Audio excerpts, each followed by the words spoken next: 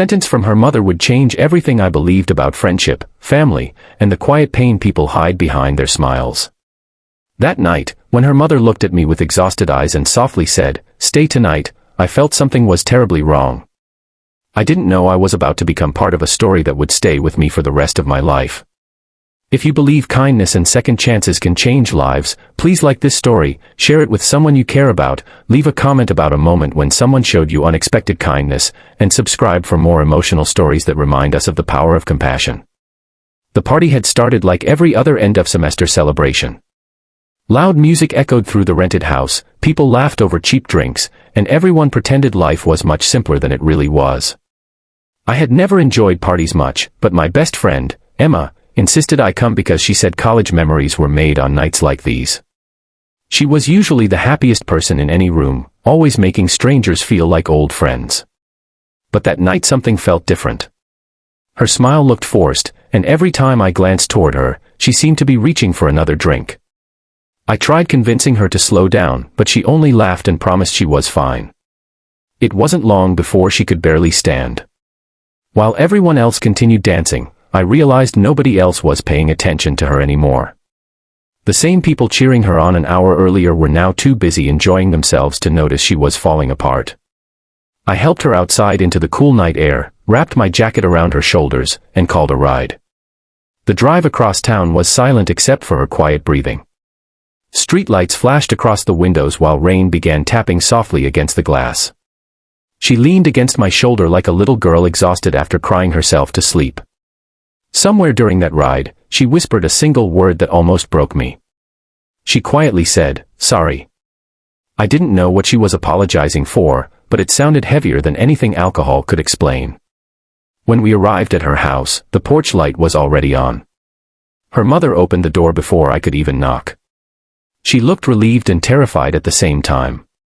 There were dark circles under her eyes, and it was obvious she hadn't been sleeping well for weeks. Together we helped Emma upstairs and laid her gently on the bed. Her mother tucked a blanket around her with hands that trembled from exhaustion. As I prepared to leave, she stopped me. She looked toward the hallway to make sure Emma couldn't hear before quietly saying, "Please, stay tonight." Her voice carried a desperation that sent chills through me. I wanted to ask why, but something in her expression told me she would explain when she found the strength. She invited me into the kitchen, poured 2 cups of coffee neither of us really wanted, and sat across from me at the old wooden table. The silence between us felt heavier than any conversation. Finally, she spoke. She explained that Emma hadn't been drinking because she wanted to party. She had been drinking because she was terrified. 3 months earlier, Emma's father had died after suffering a sudden heart attack while driving home from work. To everyone outside the family, she seemed incredibly strong. She attended classes, smiled at friends, posted happy photos online, and told everyone she was doing okay. But every night she came home, locked herself in her room, and cried until morning. Her mother admitted she had heard those cries through the walls countless times. She just never knew how to stop them. I felt guilty. I had spent months believing Emma was simply handling her grief better than most people would. The truth was she had become an expert at hiding pain. Her mother continued speaking through tears. She confessed she was afraid to leave Emma alone because, twice during the previous month, she had found goodbye letters in her daughter's room. Emma insisted they meant nothing and promised never to write another one, but fear had settled permanently inside that house. The words hit me like a punch to the chest. Suddenly, every fake smile, every joke, every forced laugh from the past few months made terrible sense. That night I stayed. Not because I knew what to do, but because leaving didn't feel right. The house remained silent except for the ticking clock in the living room. Around 2 in the morning, I heard soft footsteps. Emma walked downstairs wrapped in a blanket, still pale from drinking. She looked surprised to see me sitting there. For a long moment, neither of us spoke. Then she simply sat beside me. Outside, rain continued falling. Inside, 2 friends shared the kind of silence only people carrying invisible pain truly understand. As dawn slowly painted the sky orange, she finally admitted she didn't know how to live without her father. He had been the person she called for every success, every failure, every bad day. Losing him felt like losing the map to her entire future. I didn't offer perfect advice. There wasn't any. Instead, I reminded her that grief doesn't disappear because people expect us to move on. Sometimes surviving one day at a time is already an incredible victory. She cried harder than I had ever seen anyone cry. Hours passed. The sun rose. Something inside her seemed just a little lighter. The following weeks became different for both of us. Instead of pretending everything was normal, I checked on her every day. Sometimes we studied together. Sometimes we walked through the park without speaking. Sometimes we visited her father's favorite fishing lake and simply watched the water. Healing wasn't dramatic.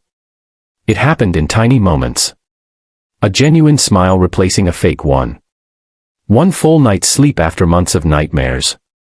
The first birthday she celebrated without feeling guilty for laughing. The first time she spoke about her father without immediately crying. Months later, Emma decided to join a grief support group. At first she resisted, convinced nobody could understand what she was feeling. But after listening to strangers tell stories that sounded painfully similar to hers, she realized she wasn't alone. Her mother slowly began healing too. She stopped blaming herself for not saving everyone. She learned that love sometimes means standing beside someone through darkness instead of trying to erase it. Watching the two of them rebuild their lives taught me something no classroom ever could. People often say time heals everything. I don't believe that's completely true. I think people heal people. A friend who stays. A mother who refuses to give up. A stranger who listens. A teacher who notices. A neighbor who checks in. Small acts of kindness become bridges carrying broken hearts toward hope. Nearly 2 years passed before Emma invited me back to her house for dinner. This time the atmosphere felt completely different. Laughter filled the kitchen. Family photographs had returned to the walls. Flowers stood in the windows where darkness once lived. Before I left that evening, her mother hugged me tightly. She whispered something I'll never forget. She said she often wondered what would have happened if I had simply dropped Emma at the door and driven away that night. The truth is, I wonder the same thing. Maybe nothing terrible would have happened. Maybe everything still would have turned out fine. Or maybe one small decision to stay changed the direction of someone's entire life. We'll never know. But sometimes love isn't about knowing the outcome. Sometimes it's simply choosing not to walk away when someone silently needs you most. If this story touched your heart, please take a moment to leave a comment with the words, "Kindness saves lives." Your message may encourage someone who is quietly struggling today. Life has taught me that the strongest people are often the ones carrying the heaviest burdens without telling anyone. Before assuming someone is fine because they smile, ask how they're really doing. Before walking away because you think someone else will help, remember that you might be the person they were hoping would stay. If this story moved you, please share it with someone you care about, leave a comment about a person whose kindness changed your life, and subscribe for more heartfelt stories that remind us how powerful compassion can be. Years from now, I probably won't remember the music from that party or what anyone was wearing.